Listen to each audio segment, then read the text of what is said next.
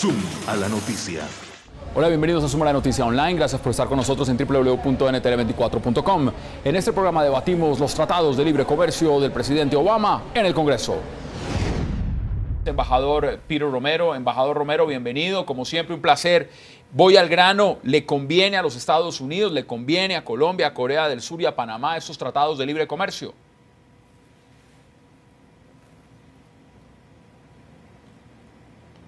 Bueno, por supuesto, si hay tantísimos beneficios por parte de los Estados Unidos, pero no es un hecho. En términos del voto mismo, se necesita 2.018 votos para ratificar el proyecto de ley.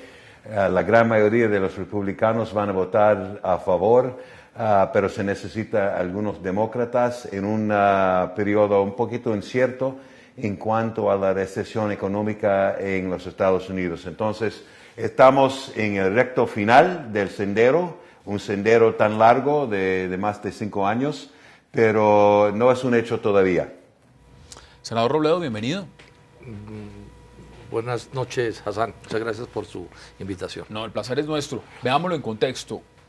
¿Le conviene a Colombia, desde el punto de vista, por ejemplo, firmar, o no firmar, ya está firmado, esta ratificación en el Congreso de este Tratado de Libre Comercio? No, de ninguna manera, Hassan. Yo creo que llevamos muchos años dando cifras y cifras y cifras que demuestran que no le conviene, pero además hay un hecho anterior que lo prueba, es que el libre comercio no va a empezar en Colombia con los tratados de libre comercio, empezó en 1990, cuando en esos días lo llamamos la apertura o el neoliberalismo, no importa el nombre, y las cifras muestran que estos son 20 años desastrosos para la economía nacional. El país perdió la poca industria que tenía, en el sector agropecuario hubo retrocesos inmensos y el aumento de exportaciones que ha habido ha sido de materias primas mineras fundamentalmente y de viejos productos agrícolas, o sea que se puede mostrar hasta la saciedad que al país le va muy mal, más desempleo, precarización del empleo, pobreza, miseria y concentración de la riqueza feroz. Somos el 6º país en el mundo con la peor desigualdad social. Luego no hay por ninguna razón para pensar que eso vaya a salir bien, por el contrario, van a agravarse los problemas que ya estamos padeciendo. Juan Daniel, bienvenido. Buenas noches, Hassan. ¿Usted está de acuerdo con la posición del senador Robledo? No. Yo creo que de pronto en el corto plazo sea más rentable para Estados Unidos que para Colombia, sin embargo, o para Corea o para Panamá. En el mediano y largo plazo creo que si las políticas públicas se hacen bien, si se logra fomentar una reactivación de la industria y buscar que la economía, por ejemplo, colombiana no sea únicamente dedicada a la minería, al petróleo y a la agricultura, esos tratados van a tener más valor. Creo que va a ser aprobado por un tema político-económico de Estados Unidos, porque lo necesita. Yo sí creo que Estados Unidos necesita ese tratado porque le va a generar más exportaciones, que es lo que ellos necesitan hoy para salir de la crisis en la que están. Vamos de inmediato también con Eduardo Quiroz, Suma la Noticia, debate con él en Panamá. Eduardo, bienvenido, como siempre un placer. ¿Y le conviene a Panamá la ratificación de este Tratado de Libre Comercio? Buenas noches, Hassan, y a toda tu teleaudiencia en América Latina, a los distinguidos panelistas. Sí, efectivamente, Panamá hay un claro consenso político de todos los sectores de la vida nacional en el sentido de que el TLC o el TPC, como le llamamos allí, Tratado de Promoción Comercial, es conveniente para el país. Por supuesto, hay sectores que han manifestado sus reticencias, pero la gran mayoría considera que es conveniente. Los Estados Unidos es nuestro principal socio comercial, hemos mantenido una relación histórica. Lo que nunca creo que va a poder ser suficientemente explicado es porque la incapacidad de la política o de los políticos de los Estados Unidos para darle un trato diferenciado a Panamá y aprobar eso a una velocidad mucho más rápida. Si nos ponemos a pensar para el caso panameño, el tratado está firmado y cerrado en el 2007.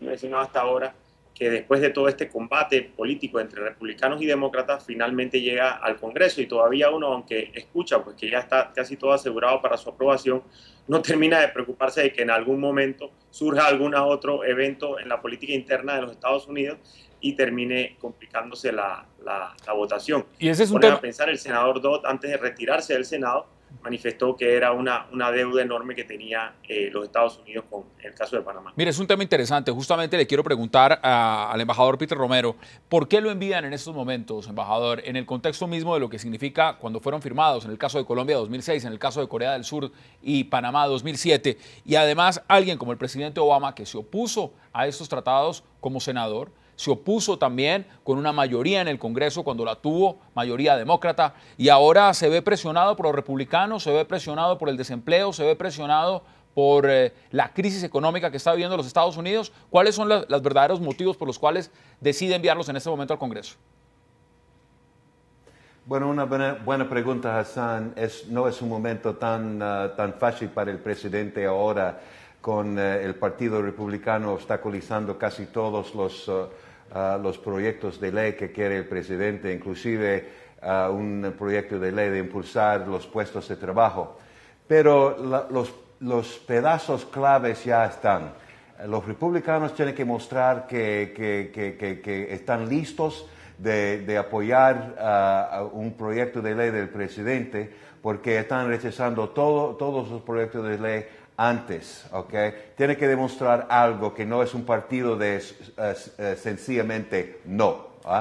Y además les conviene bastante los tratados de libre comercio al Partido Republicano en sí, en general, ¿no? Pero en términos más específicos, ese es un momento tan tóxico en Washington que los demócratas en la Cámara Baja específicamente tienen sus dudas todavía, y con sus aliados de los sindicatos estadounidenses, ellos podrían imponer enmendamientos, es decir, que Colombia, el Tratado de Libre Comercio, TLC de Colombia, es el único que está aparte de Panamá y Sur Corea, en el sentido de no gozar de la vía rápida, de fast track. Es decir, que sin disciplina por parte de los demócratas, algunos miembros podrían imponer enmendamientos en un tratado firmado por el entonces presidente Bush hace 5 años atrás, y además con algunos requisitos y compromisos por parte del gobierno colombiano en cuanto a los derechos laborales. Claro que sí. Es decir, que todos los pedazos ya están.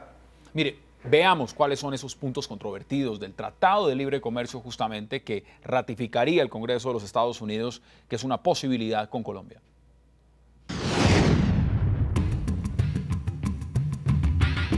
Los daños colaterales del TLC con Estados Unidos. En materia ambiental, el TLC allana el camino para explorar los recursos naturales no renovables en lo que el gobierno ha llamado la locomotora minero-energética, que hoy tiene solicitadas en concesión 39 millones de hectáreas del territorio nacional. En materia de salud, el TLC incluye medidas de propiedad intelectual que dejan a más de 5 millones de colombianos por fuera del acceso a medicamentos genéricos. El TLC no permite el control de precios, por ejemplo, en los medicamentos. De ejercerse este control, las farmacéuticas demandarían al Estado ante un tribunal de arbitramiento internacional, obligando a indemnizarlas por un monto igual o superior a las expectativas de ganancias que tuvieran los inversionistas.